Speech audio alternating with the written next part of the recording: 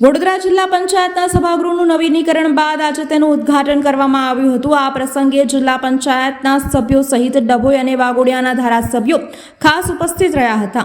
વર્ષોથી વડોદરા જિલ્લા પંચાયતનું સભાગૃહ રિનોવેશન જગતું હતું।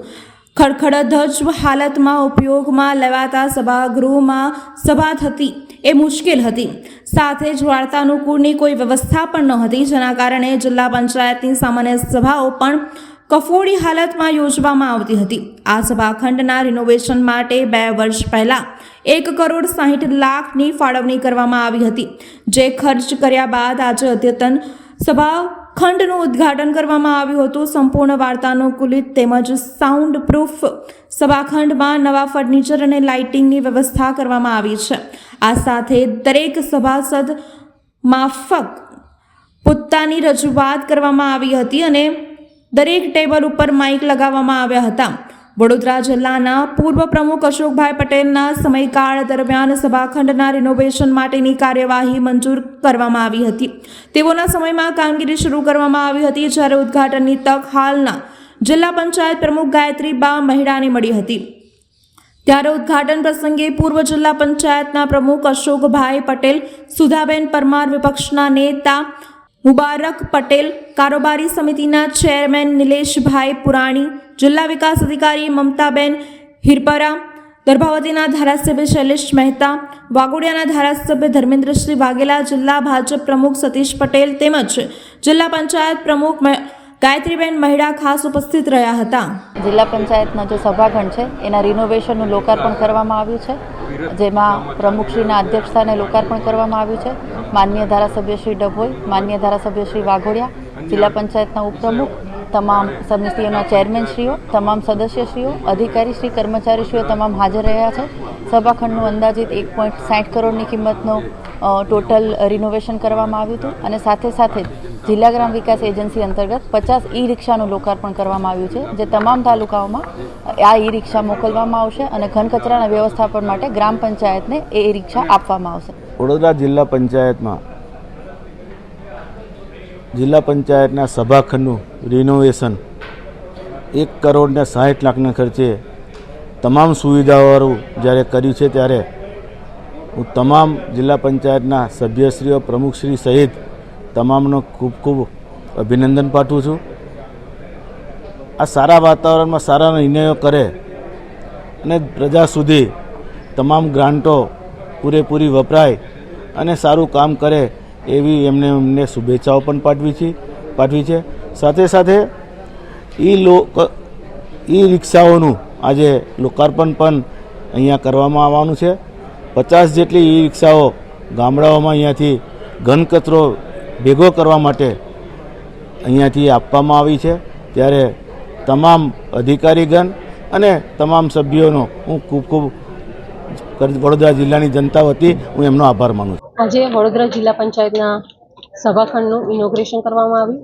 તેમાં વાઘોડિયાના ધારાસભ્ય શ્રી ધર્મેન્દ્રસિંહ બાપુ, ડભોઈના ધારાસભ્ય શ્રી શૈલેષભાઈ મહેતા સાહેબ, વડોદરા જિલ્લા ભાજપ પ્રમુખ સતીશભાઈ, વડોદરા જિલ્લાના વિકાસ અધિકારી શ્રી મમતાબેન હિરપરા, વિવિધ સમિતિઓના ચેરમેનશ્રીઓ, કારોબારી અધ્યક્ષ શ્રી નિલેશભાઈ, ઉપપ્રમુખ શ્રી અશ્વિનભાઈ તેમજ વિરોધ પક્ષના નેતા મુબારકભાઈ તેમજ વિવિધ સમિતિઓના ચેરમેન, તાલુકા પંચાયતના પ્રમુખશ્રીઓ, તાલુકા વિકાસ અધિકારીઓ તેમજ વડોદરા જિલ્લા પંચાયતની પૂરી ટીમ તેમજ અધિકારીગણ આજે ઉપસ્થિત રહ્યા હતા। આજે 1993માં આ બિલ્ડિંગ બની હતી, ત્યાર પછી આ સૌ પ્રથમવાર 160 લાખના ખર્ચે આ સભાખંડનું રિનોવેશન કરવામાં આવ્યું છે।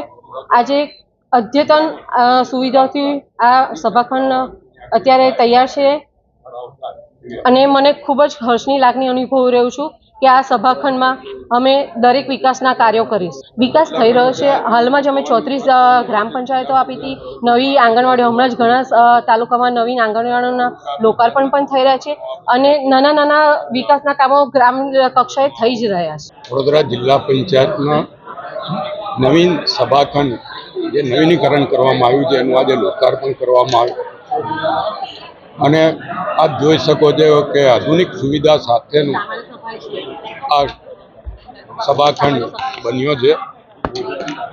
હવે જે કંઈ ભૂતકાળમાં જિલ્લા પંચાયતના સભ્યોને તકલીફ પડતી હોય એની જગ્યાએ આ નવીન સભાખંડમાં આવીને એ લોકો શાંતિથી રજૂઆતો કરી શકશે.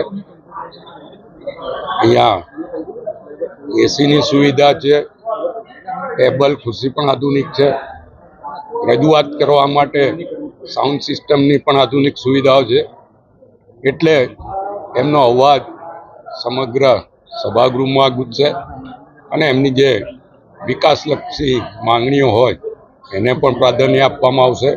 અહીંયા જે રીતે જિલ્લા પંચાયત પ્રમુખશ્રીએ કીધું છે કે વિકાસ અવિરત જિલ્લામાં ચાલી રહ્યો છે, આંગણવાડીઓ હોય, ગ્રામ પંચાયતના બિલ્ડિંગો હોય કે અન્ય વિષયો હોય, ત્યારે જિલ્લા પંચાયતના તમામ સભ્યો હળીમળીને વડોદરા જિલ્લાને વિકાસમાં અગ્રેસર બનાવે એવી અપેક્ષા રાખું છું. આ પ્રસંગે અહીંયા ઉપસ્થિત અમારા જિલ્લા પંચાયતના પ્રમુખ શ્રી ગાયત્રીબા, જિલ્લા વિકાસ અધિકારી શ્રી અને ઉપપ્રમુખ, કારોબારી ચેરમેન, વાઘોડિયાના ધારાસભ્ય ધર્મેન્દ્રસિંહ અને અહીંયા તમામ ચૂંટાયેલા જિલ્લા પંચાયતના સભ્યો પણ ઉપસ્થિત રહ્યા અને પક્ષાપક્ષી વગર તમામે આ સભાગૃહને જે અહીંયા તૈયાર કરવા એને વખાણ્યું છે. ત્યારે હું બધાને અભિનંદન આપું છું અને શુભેચ્છાઓ.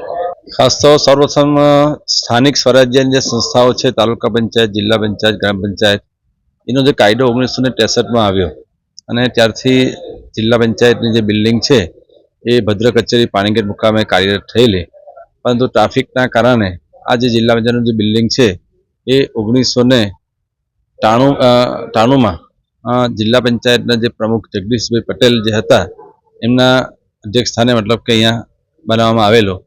તે વખતે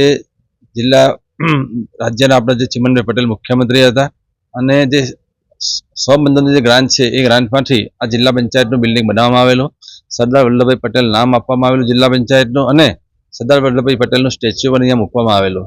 એ સરદાર વલ્લભભાઈ પટેલ જે બિલ્ડિંગ છે એ આખા ગુજરાતમાં તે વખતના સમયગાળામાં આવી કોઈ બિલ્ડિંગ બની નહીં હોય, પરંતુ સમય જતાં આધુનિક સમય આવતા એસી છે, મ્યુઝિક સિસ્ટમ છે, એની જરૂરિયાત ઉપસ્થિત થતાં આજે રિનોવેશનનું જે આ બિલ્ડિંગ બન્યું છે એમાં જિલ્લા પંચાયતના જિલ્લા વિકાસ અધિકારી સાહેબ, જિલ્લા પંચાયતના પ્રમુખશ્રી, જિલ્લા પંચાયતના તમામ સભ્યોના સાથ સહકારથી અમે એક વખત 60 લાખ રૂપિયા, બીજી વખત 1 કરોડ રૂપિયા સામાન્ય સભામાં ફાળવ્યા.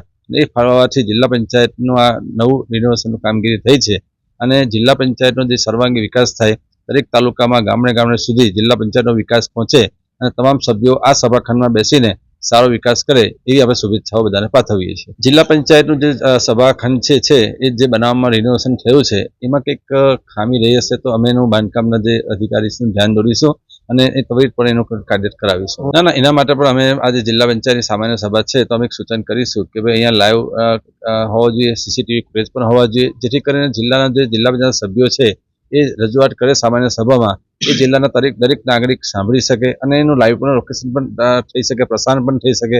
એના માટે અમે આયોજન કરવા માટેનું સૂચન કરીશું ખાસ.